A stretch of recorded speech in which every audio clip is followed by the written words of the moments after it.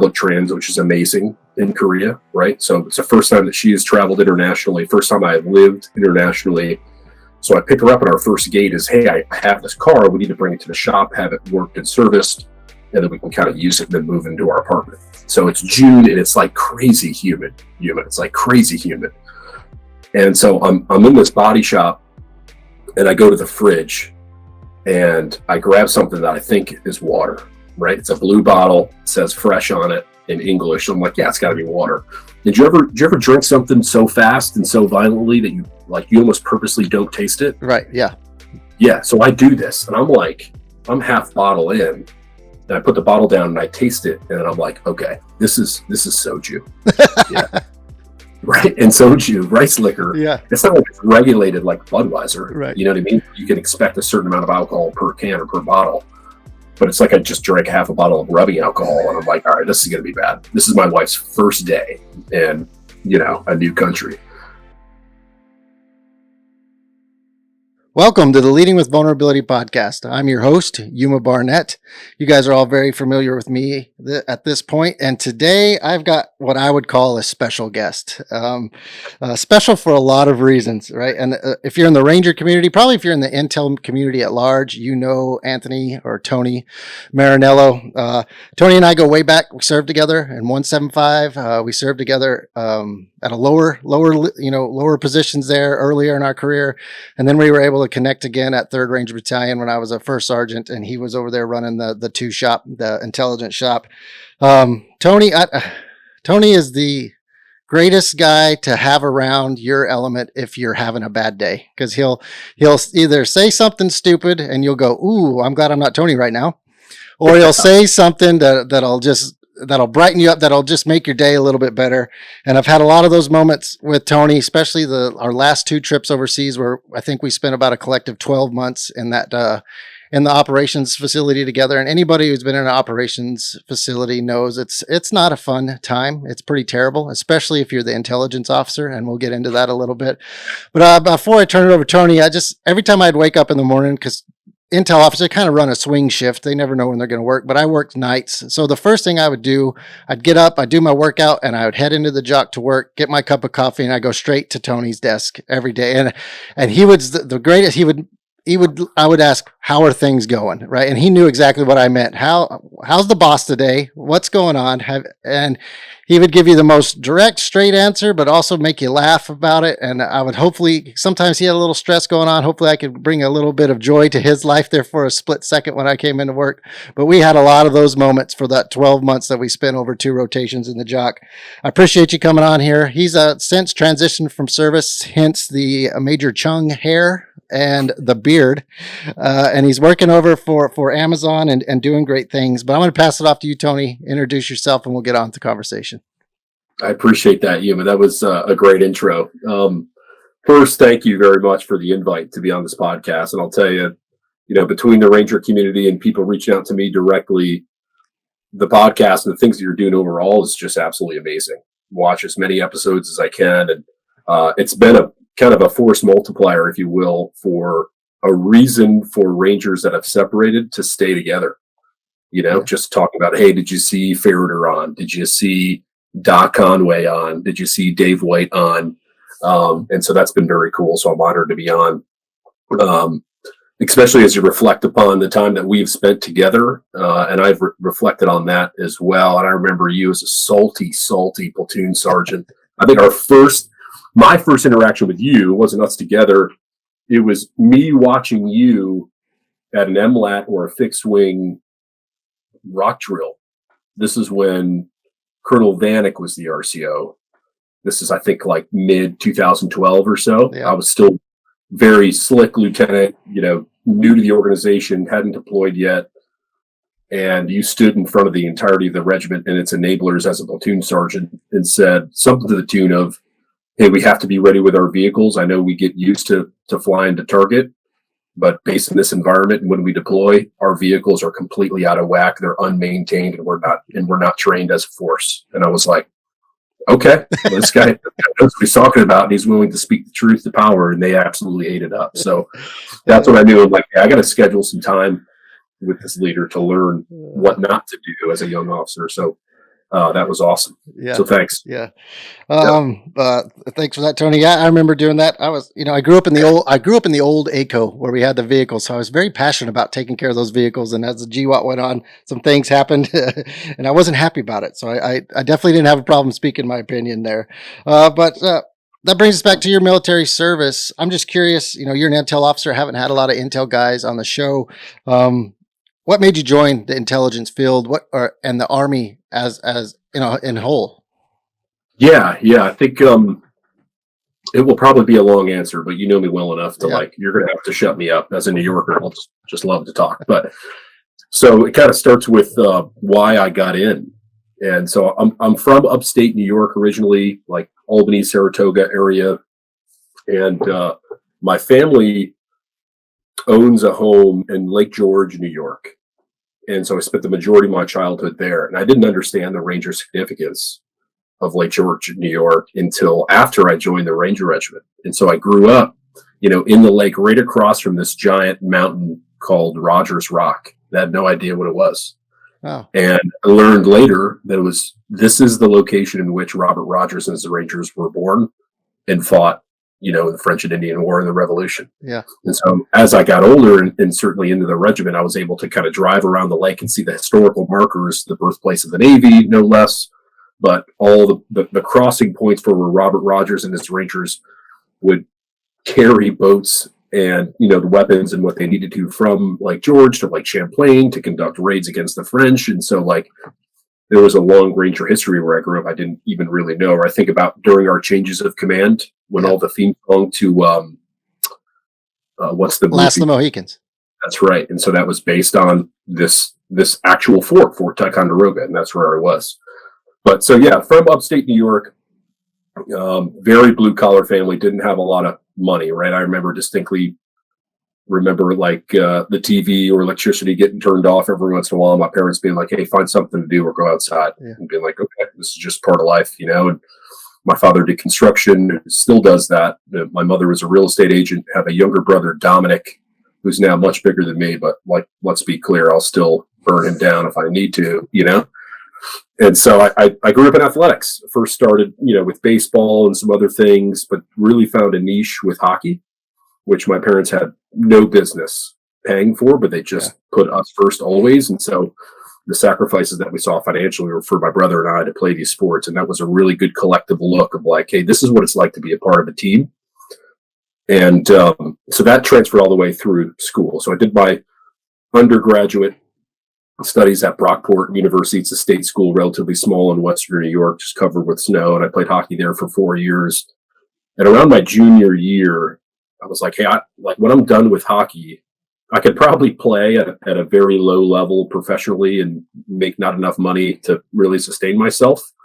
And so I'm looking for something much bigger to be a part of. And, of course, when I was in the 11th grade is when 9/11 happened in the state of New York. I remember watching it specifically on TV, and it always resonated.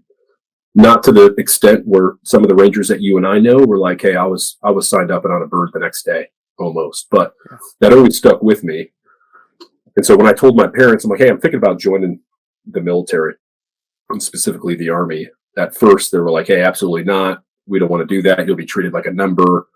And kind of the typical responses that you may imagine from some parents, but I think they knew they weren't going to be able to control that decision in any way. And so after undergrad, I went to grad school at the University of Albany, lived in downtown Albany. I met my wife during undergrad. She was a softball pitcher at Brockport. And so we just kind of, forced events together with the athletic department. We met, and then she saw this hair and it was a wrap, That's right.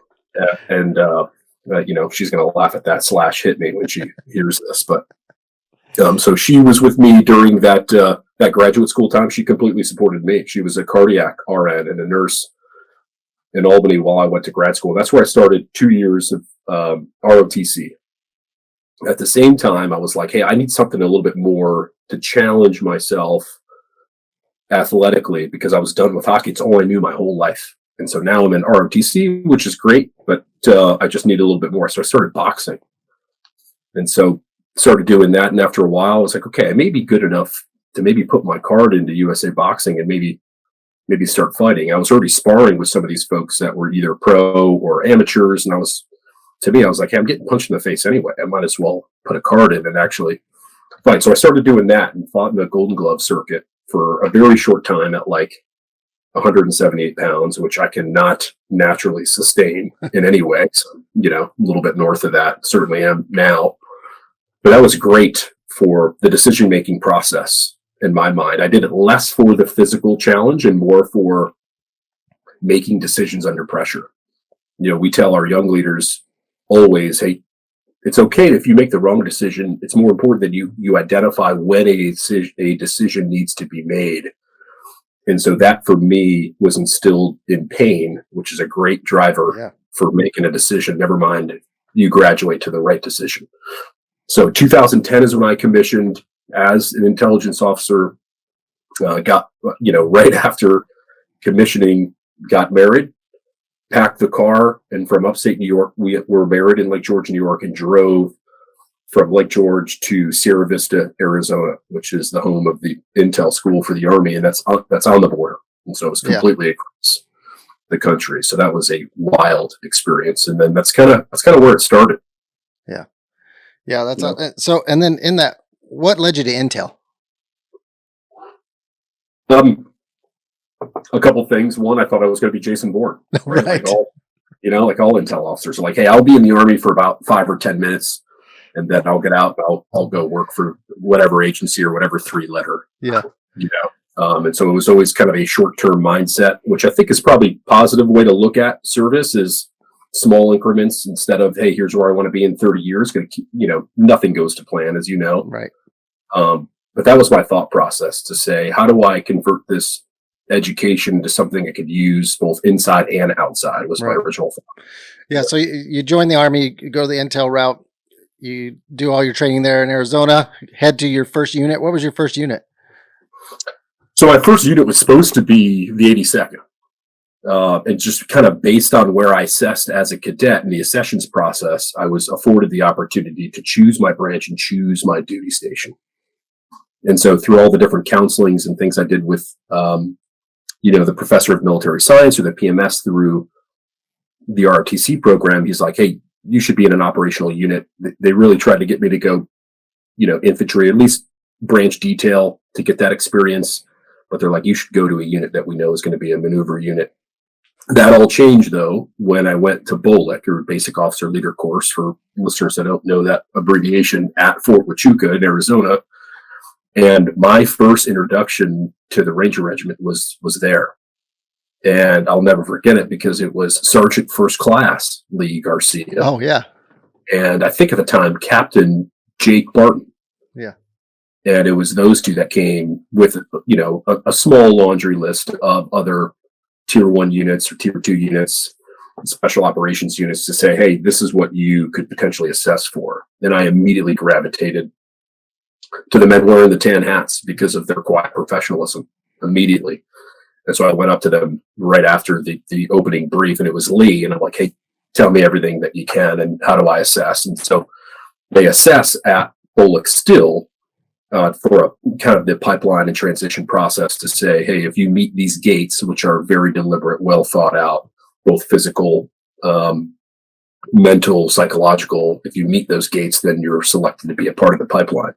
So when I went through that process and was selected, they're like, okay, you're going to go to Korea for a year. Oh.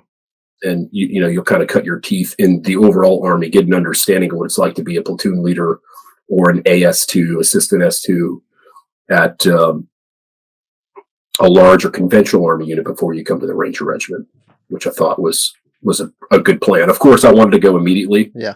As soon as you assess, you're like, hey, I want to try to get to the varsity. But, I can tell you it was worth its weight in gold for many reasons. So I was assigned to the 304th MI Battalion, the coveted 304th MI Battalion in Korea. And so I was at Camp Humphreys for a year. I was supposed to be there unaccompanied, but I brought my wife unaccompanied, just paid my own dime because we were just married. Yeah. Right. And I'm like, hey, this is probably not the best possible start to be like, hey, I'm going to go to Korea for a year.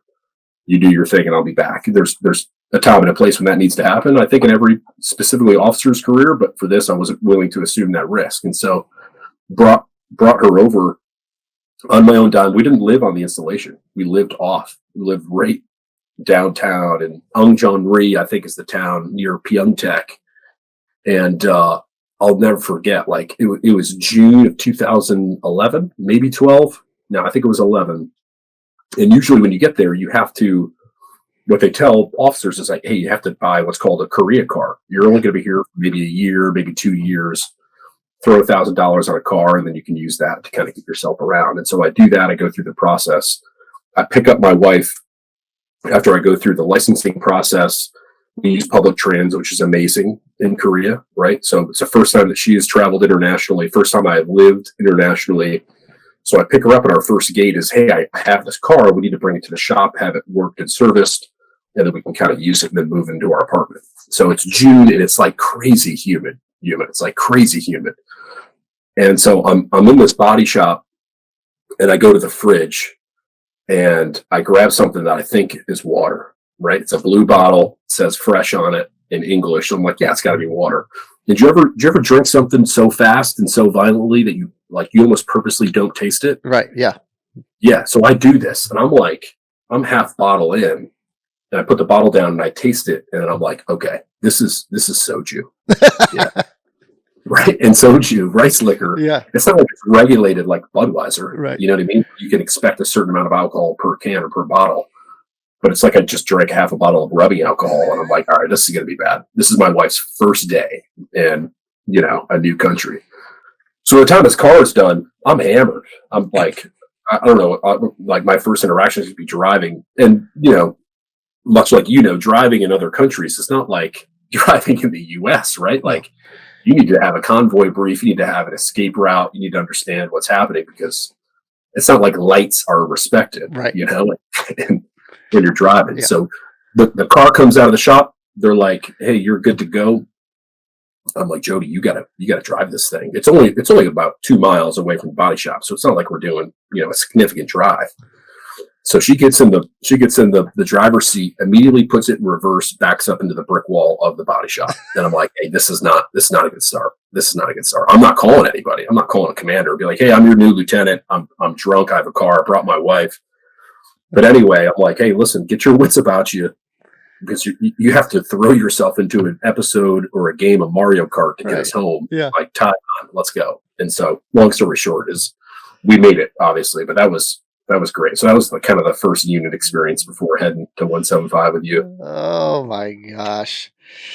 You wouldn't have had it any other way, though. That's a heck of a story for you guys now, right? That's, you made it safely there. Yeah. So when you came to the regiment, right? You obviously finished up your time in Korea. You came over. You did RASP or RIP or whatever it was named at that moment, and then you came to the 75th. So when you first got to the 75th, what were your big takeaways? Your differences you could see between conventional forces and the 75th as it relates to intelligence? Yeah, it was night and day.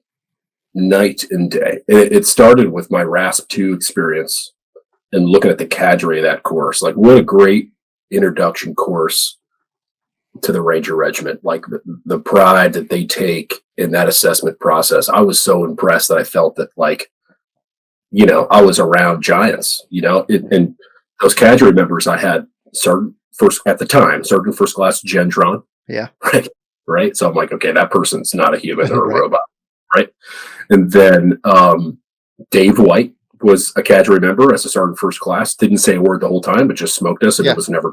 I'm like, what is the deal with these guys? Sergeant Kip. Oh, right. And so in that class with me, Tony Main as a captain. At the time, Master Sergeant Clappin.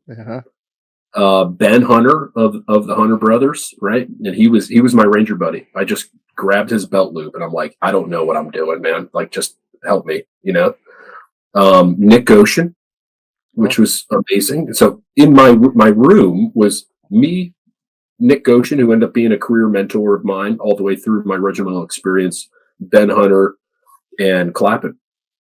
And so what a crew to go through that first experience with. And so they ushered me through that process. Never mind, like when you're done with that board, Yeah.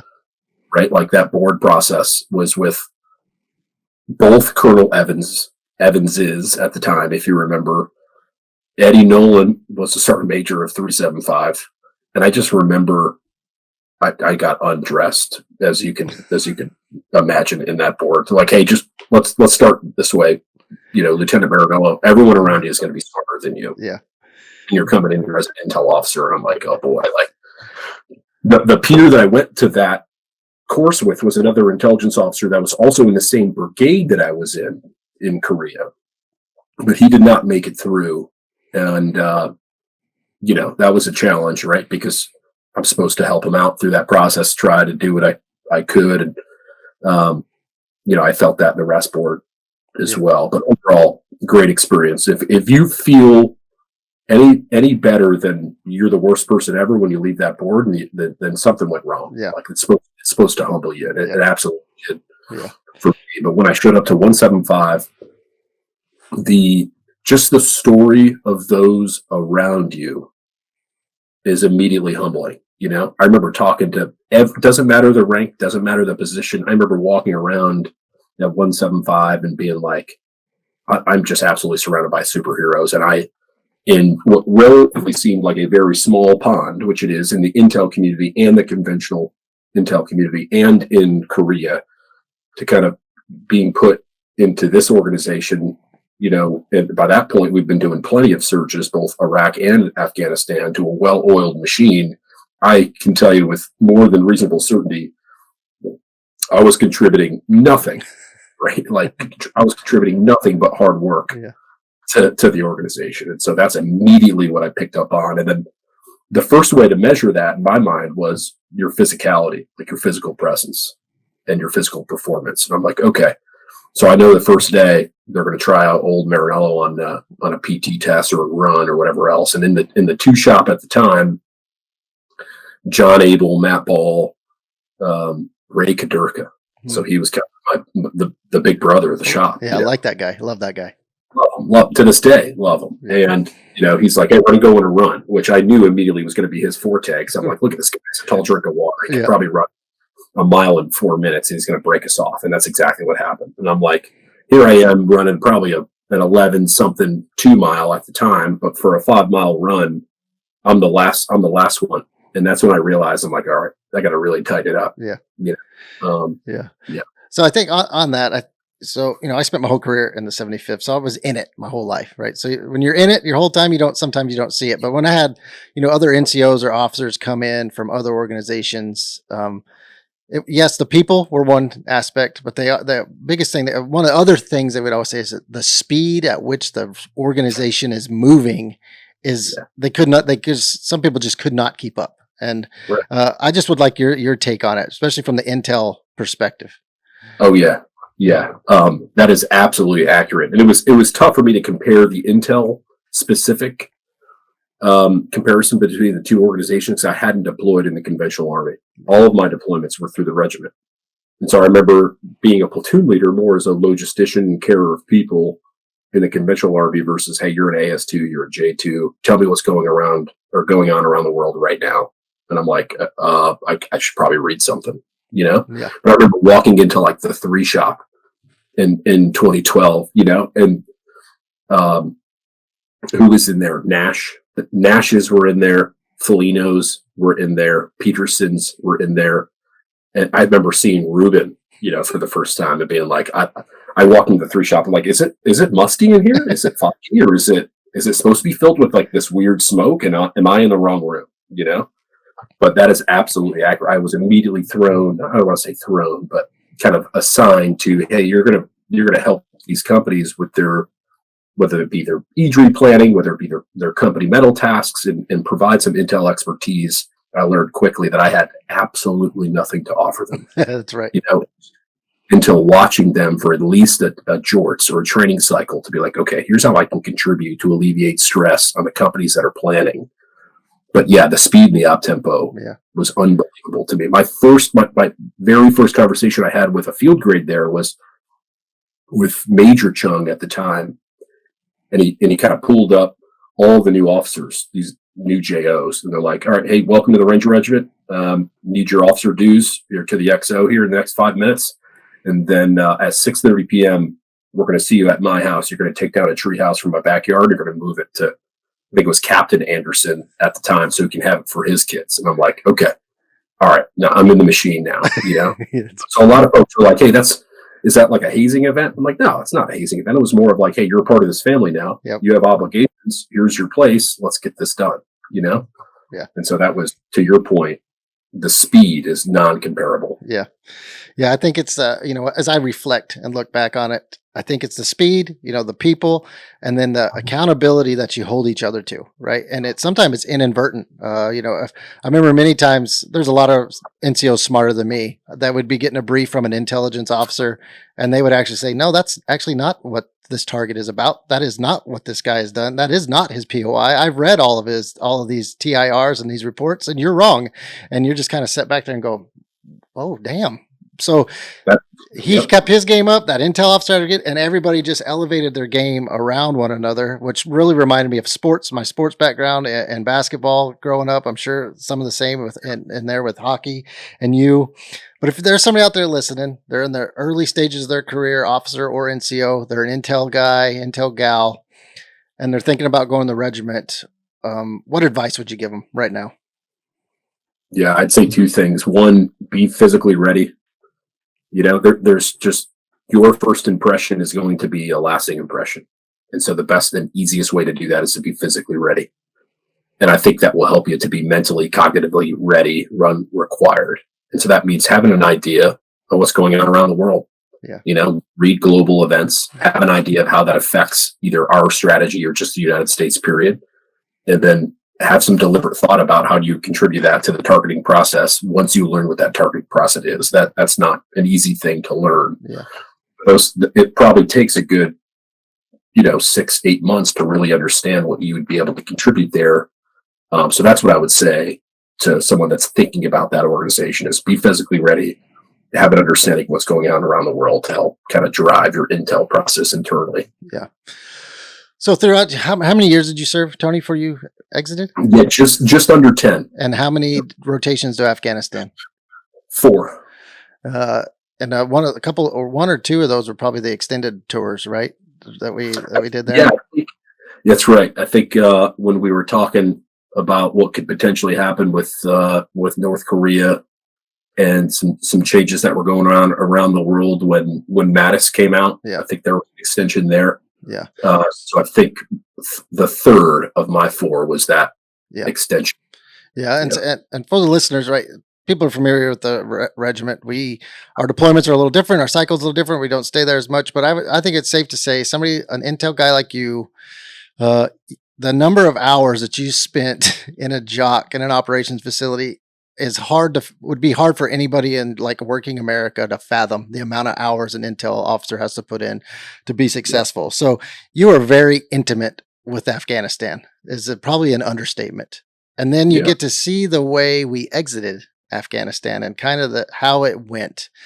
From somebody like you, you were in the weeds. You were probably the best intel officer I ever saw.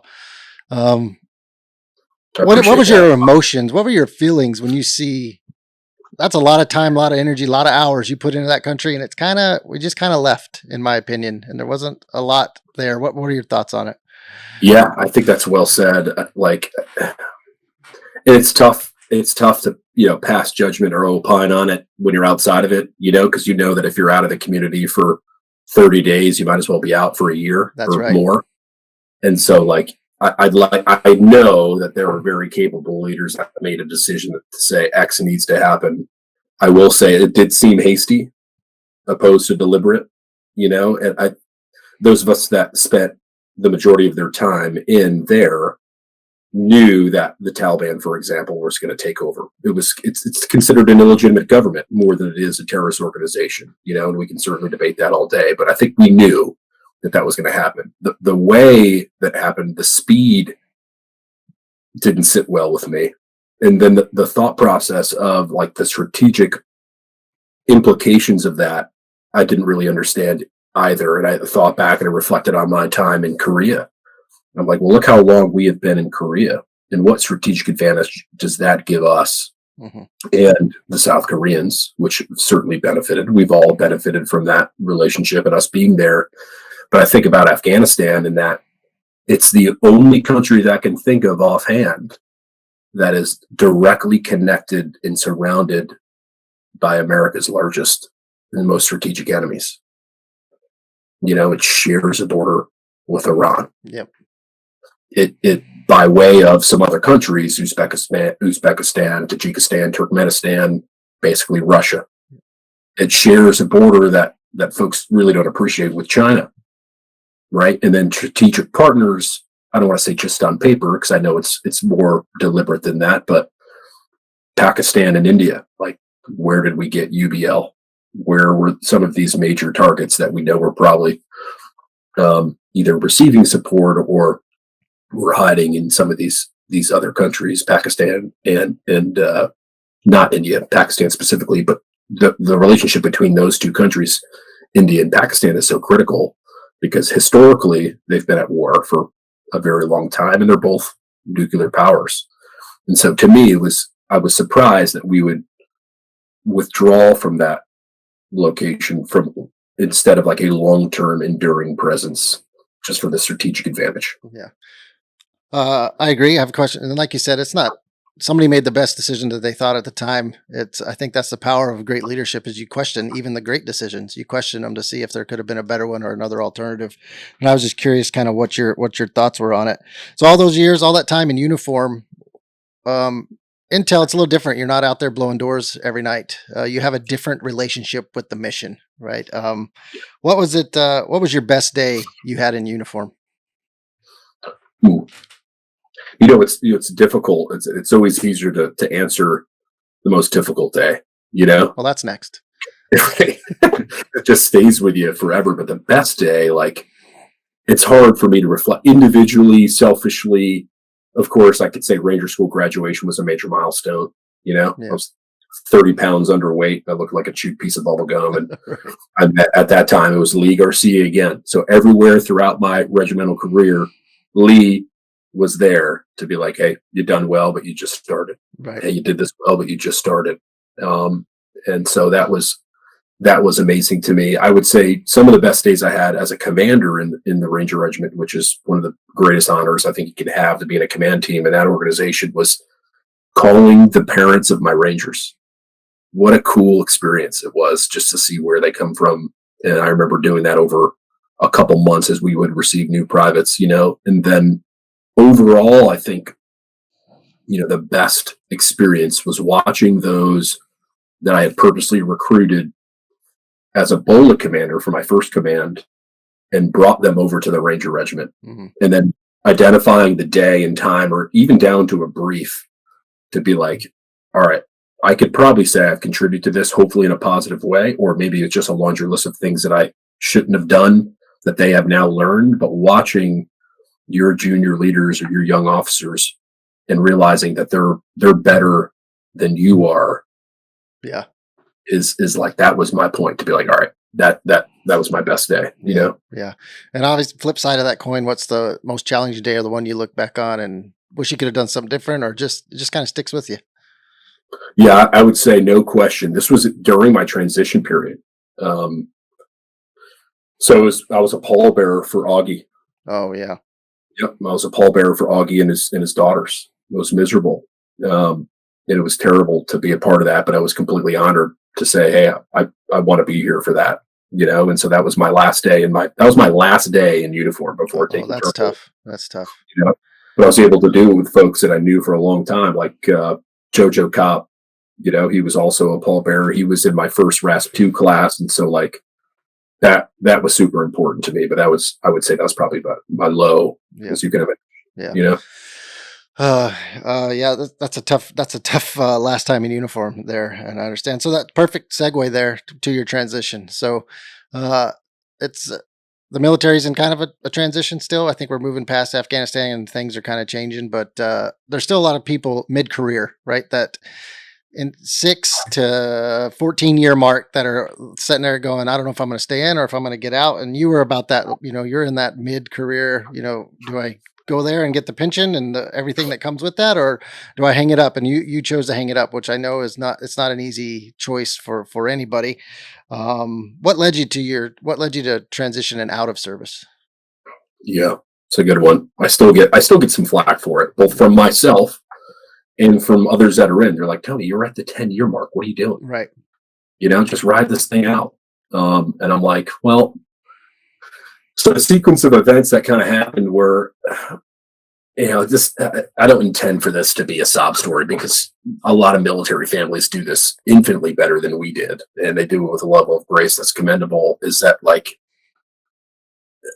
my son was still fairly young, and I remember my wife calling me while we were training. So that was, I don't want to say the worst part, but that was the most difficult. It wasn't why you were deployed. That's why you got in.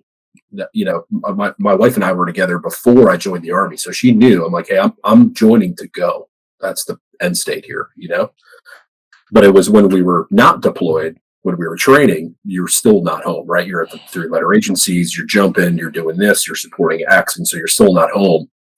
And so my son left school, and they had a father-son event, and kind of the cadre of the school and the teachers were like, hey, where's your dad? We can, we're going to do this father-son event. And he's like, yeah, I don't have a dad. He's not around. And I'm like, all right, that's not going to be me. Yep. That was kind of the line in the sand to be like, all right, what are we really doing here? Or you see, in my mind, you see some of these brigade and above commanders kind of take command with their family, but when they leave command, no one is sitting to their left or their right. And you're like, all right, what's the cost here? When you're throwing a baseball or you're throwing a football with your son or daughter and they can't throw it, and you're like, well, here I am. Like, selfishly, you reflect and you're like, I did this hockey thing, I did this boxing thing, I did this ranger thing. But like, here is this mini me that's not a true reflection of me. Like, what do I owe that person? What do I owe my child versus owe some others? So that was kind of to me, that's when it started to sink in. And then, I was honored by being selected below the zone to major. So a year ahead of my peers. And it felt like it kind of forced me in a corner. And I'm like, okay, so if I do go forward, I'm going to go to another school for a year, and then I'm going to move again to another duty station, another unit. And I'm like, I've moved 7 times in 9 years. Is that what we really want to do? And wife's credit. And she's like, you tell me what you want to do and I'll support you. Yeah. And so I'm like, I was hoping to lean on you as a crutch to say, hey, you should do it, to make it an easier decision for me. But because she's, as spouses are more of a ranger than really we are. Yep. Like, hey, you do what you need to do, and I got your back. Yep. Just thought that based on my, performance and just experiences in the Army, was like, could I be good at anything else? I'm not sure. And so it was a real gamble. And I was like, hey, let me just try this and see what works out. And I think that answer is still up, or that question is still up in the air for me. But that was kind of what led to the decision. Yeah, I don't. It's and I don't want to downplay anybody out there that's in the service industry or a truck driver or whatever. The sacrifice between family and work is something. But there is something to be said about the military, and when you're part of a team, and you have loyalty to team, and you have loyalty to family, and you don't want to let anybody down. Right. And right. it can really tear you up inside, trying to people please everybody. And it's not an easy choice, but I think at the end of the day, you just got to sit down with your spouse, hopefully, and write out your values, and make your decision based on your values. And it's hard, it's difficult, and it's something I think I'll question forever. Right? Could I have been a sergeant major? Yeah. Would I have been good? I know it's a question I'll always have. Right? It's a question I'll always have. But I had a very similar conversation with my son. Right? And I took the same route you did. In your transition, what were your biggest? I mean, there's a lot of lessons learned, but is there something you look back and you say, man, I wish I would have, but I didn't do? Yeah, I'll say I was impressed by the transition process that the Army provided me. I think that when you start having those conversations, you usually start talking a lot to like the barracks lawyers, and you're like, hey, you want to try to maximize that money? Here's what you got to do. They're like, well, hold on, and even previous generations you got to look at. right? So some of those folks and those administrators that work in that organization, or your family members that may have been service members, they're like, hey, the VA didn't take care of me. Take whatever you can that they'll give you. And so I try to go in there with some type of a level of grace to be like, hey, my first goal is not to defraud the government Right. and tell them that I need X, Y, or Z. I just was like, hey, here's this packet that someone has been keeping for me over the last 10 years, yeah. And put it on the table. And they're like, yep, here's your assessment.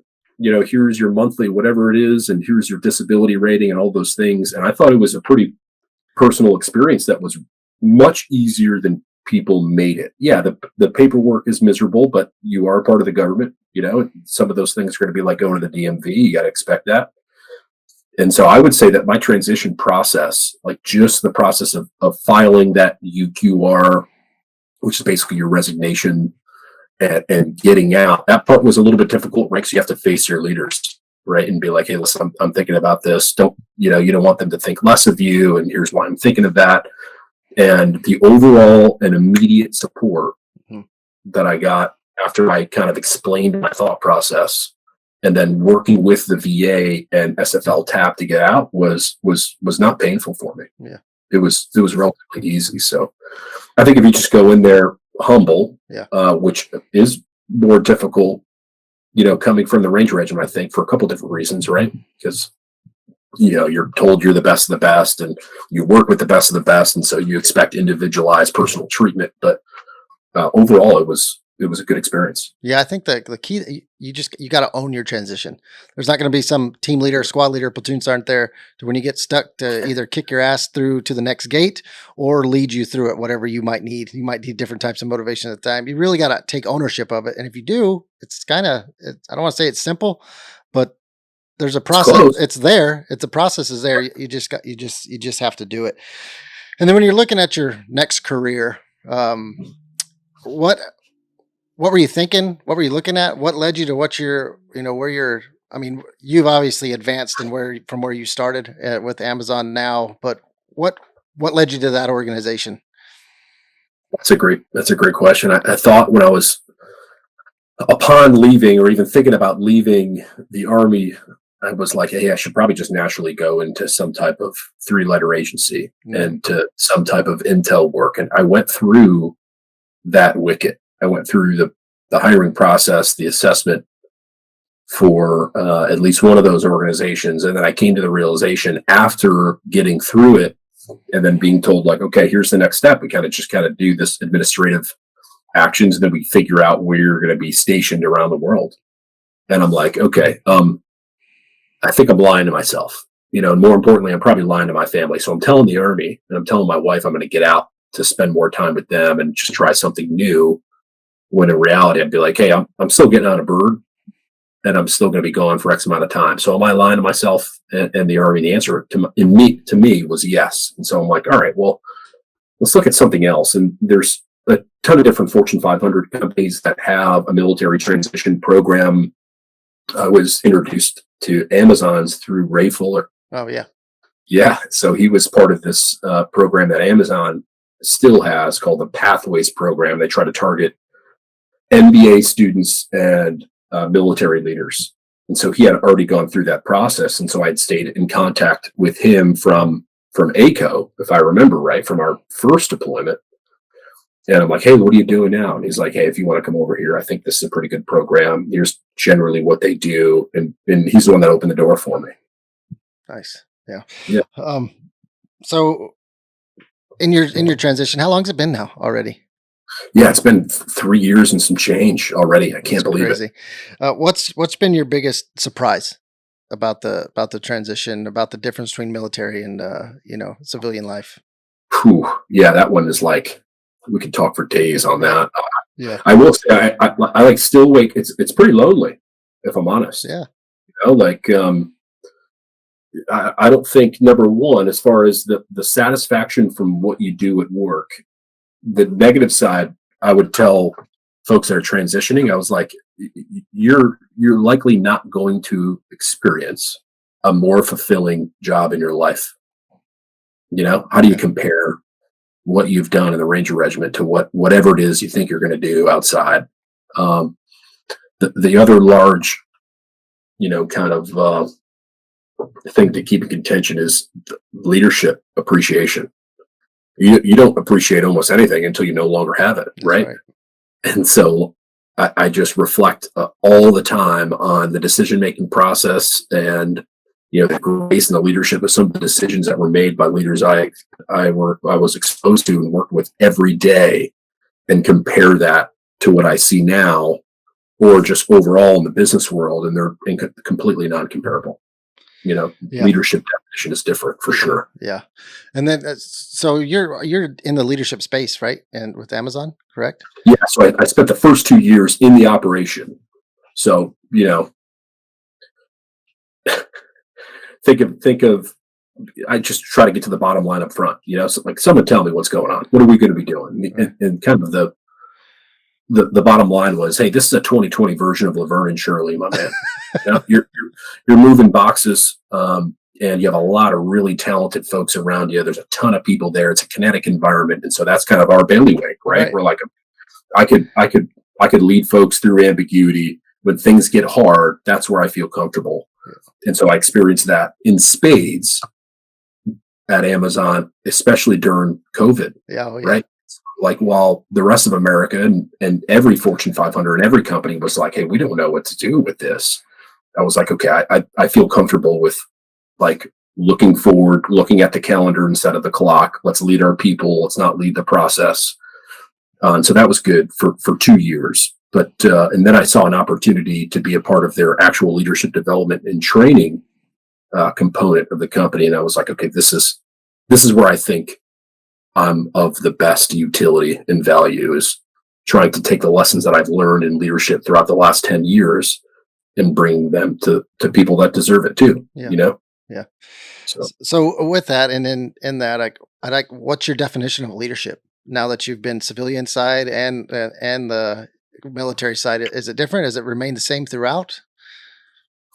yeah, I think it's the same. I think it's got to be the same. It's to me, it's leaders create influence and purpose in people.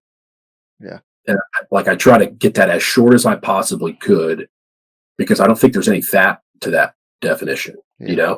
Creating, as in, it should be, it's more of an art than it is a science, right? That you have to mold that based on the organization that you're in, the people that you're leading. Influence, meaning anyone can kind of provide you that influence. You provide an example just now about an NCO kind of pushing back on an intel officer, and I almost thought you were talking about me, and maybe you were, because I remember this is the most memorable experience I have of the Ranger Regiment. It was in ACO. They called me down. I think Dave Michelson was the XO at the time, and they're like, hey, we're going to head to this individual outstation for this next rotation. So we want your assessment. Like, what do you think we need to be targeting? And so I went down there like, okay, I'm an intel officer. If I say a bunch of big words, like this is going to be good, And so I remember them very professionally just looking at me, one like a piece of meat. And they're like, who's this, And then afterwards, who came up to me at the time? It was Staff Sergeant Decker. Oh, yeah. Yep. And so imagine having some type of intellectual conversation with him, not knowing his background. And I'm like, yeah, here's what I think. And if we do these things in the fluvial terrain, and if we target this way, and he's kind of like, he's being very respectful the whole time. And at the end, he's like, well, here's what I think. And then his answer was just 10 times better than mine, like not even close. Like, and I'm like, hey, what the hell is your story, man? Can you tell me what the deal is? And he's like, yeah, I was working on Wall Street for 9/11 after I was a Division I squash player at Princeton, and I decided that once 9/11 happened, I'm going. And I'm like, okay, well, I mean, how do you beat that story? I'll just be here and I'll learn from you, Yeah. Oh, that's funny. Yeah. So I was, creeping your LinkedIn, and something I kind of resonated with me. It's quoting here: able to deliver results through teaching, coaching, and listening. And I want to focus on the word listening there. How important is listening for a leader? The most, right? Because I think a lot of times people focus and associate competency with rank or position. Terrible, terrible mistake, right? You should never do that Yeah. for the reason, one example of the 100 that I have received over my time. But, what I wrote about and what I try to enforce is you have 2 ears and one mouth. And so you should be listening twice as much as you're speaking. And so you learn so much more about an organization, an individual problem, or a project just by listening to what others have to say. That it will help guide your decision making process. That will help drive ownership. I think in those that are actually going to do the work. Yep. Which is a delineation that not a lot of people, I think, respect or remember. Is that you'll have tons of level of leadership that have a great idea, like really good guidance, but it's done at a 30,000-foot view, and they're not actually moving towards the target. Yep. Yep. Yep. That provide that perspective. It's like, okay, they have the idea. It's their ownership. How do I support? How do I resource and manage them for them to be successful through listening? And that's what I've learned. I've learned that the hard way, of course, like most of us. But yeah, I think it's important. And I think listening definitely is the most underrated of all of them. I think in my own career, I didn't really flip the switch and become a better leader or get recommended for other jobs until I learned to listen.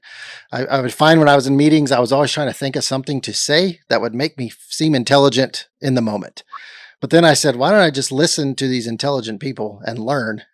And then the time will come when it's my turn to speak. But I need to listen more than I need to worry about what others might think about me or prove myself. And I just think it's such an underrated thing in leadership, in your marriage.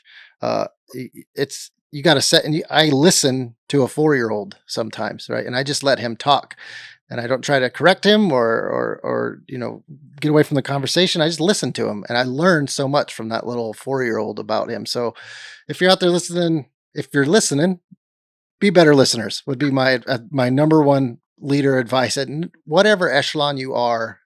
Right. Spend more time listening, just like Tony said there. I agree. Just real quick, I think about the leaders that you remember the most, I think are the ones that do that the best. Yeah. I think about Dave White, is he probably won't say anything until you ask him. Right. And then when you do ask him, you're going to get an answer that you didn't expect. And it's way better than what you could have provided. Or Clapp is another great example. Yeah. Yeah. So that brings, so you wrote a book, right? You went the Navy SEAL route. You wrote a book. But all joking aside, I think more Rangers should probably write books. You don't have to go out there and break OPSEC and search the glory. But what we did the last 20 years was very important. Sometimes I don't think I've said it many times, we are more than quiet professionals. We're silent professionals. And at the end of the day, that's why I joined the military. It's because I read stories and I heard stories and I watched movies that were about stories about Rangers in World War II and Vietnam and all that stuff. So even though you're not specifically in that book, it's about leadership and it's probably one of the funniest reads that you'll have out there. What led you to writing that book? Can you just give a little background on it? Yeah, it had everything to do with my transition and kind of finding a healthy way to cope. I had thought about, like we talked a little bit about being a pallbearer for Augie. So I did that.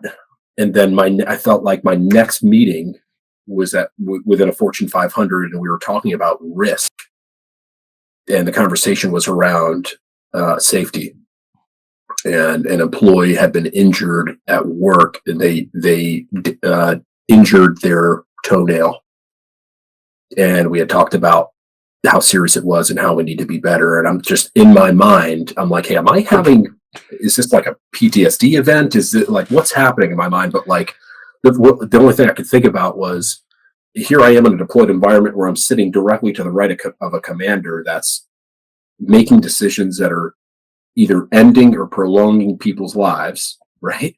In a matter of seconds with no sleep whatsoever. And then if and when things go wrong, that commander knows that they have the worst phone call to make possibly of all time.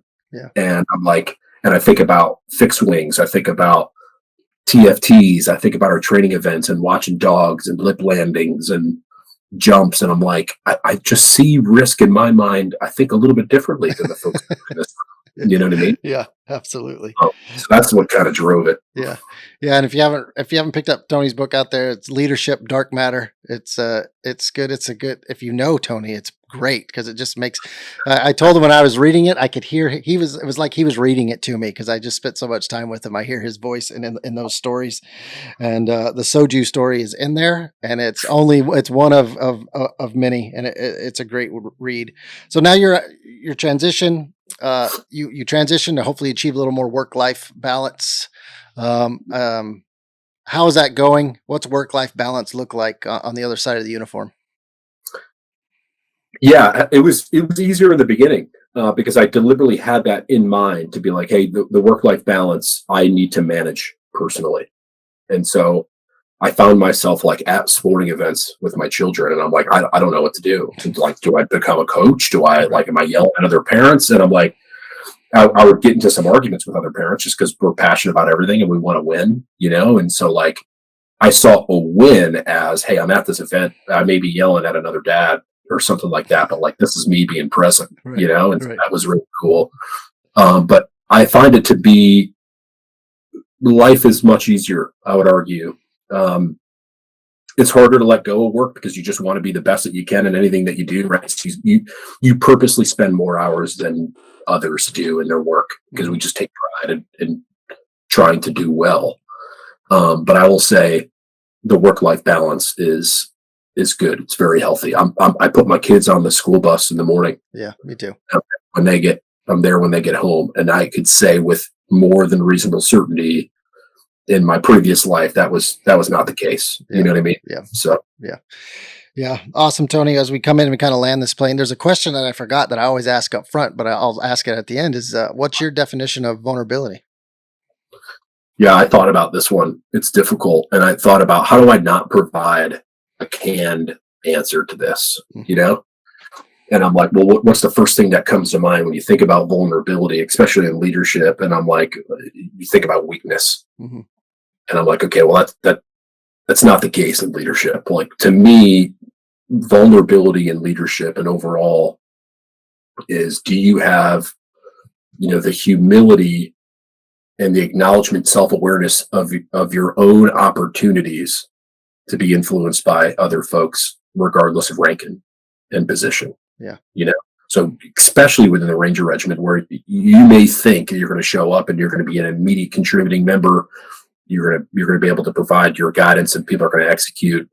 Um, Acknowledging that you don't know a lot, and that there are folks in the organization that are going to lead you Yeah. and provide you that, regardless of your position, is the way to go about it in my mind. Yeah. I agree 100%. Tony, amazing talking to you. It's great to see you. I'm glad you're doing great things out there. Uh, I wasn't gonna say this, but I'm gonna say it. Tony, he made this like any intel officer, right? When you're gonna hit the target, oh, it's gonna be a big target. We'll hit jackpot touch. It's kind of like this podcast. Tony's like, how about I fly down there? We do this in person, and I'm like, oh yeah, that's awesome. And I think he's flying down here. He's going to do it and text him. He's like, I got to do it virtual, brother. So I just like you to, I'm glad you stayed in Intel officer tradition, letting down an NCO, building it up. But I think, at the end of the day, we still got a great podcast here. I appreciate it. I love you like a brother. Yeah, For all you guys out there listening, do all the stuff, like, share, subscribe, and then go out there and check out Tony's book. Be a great stocking stuffer for a leader that in your family or friends. So thanks, Tony. I appreciate it. I appreciate you, man. Love you. I thank you for everything you've done. You've been a huge influence on me, and more so the NCO Corps, the regiment, has been my guiding factor. I don't want to say guiding light. That sounds a little too much, but I just said it. So thank you very much. I am absolutely honored to be here. I hope that we stay in touch, and I would love if we could get together, physically. It'd be awesome if, Yeah. after this, your podcast continues to soar, and it be the driving function for the regiment to say, hey, if you're in the Ranger Regiment from this time to this time, you're going to meet here, or let's go Yeah. up to Rock as an organization Yeah. and go reflect on You're being a right. Ranger. You're right. That'd be awesome. So thank you, dude. Yeah, you're right. And I was about to close out there, but I have it written down here. It was something you said. Rangers stay together. Yeah. It's something we're not good at when we transition out. We kind of all go our separate ways and do that. So hopefully we can do something in the future here and keep the community. But thanks again, and everybody else. We'll catch you guys on the next episode. Thank you. Appreciate you. All right, dude. That was awesome. Yeah.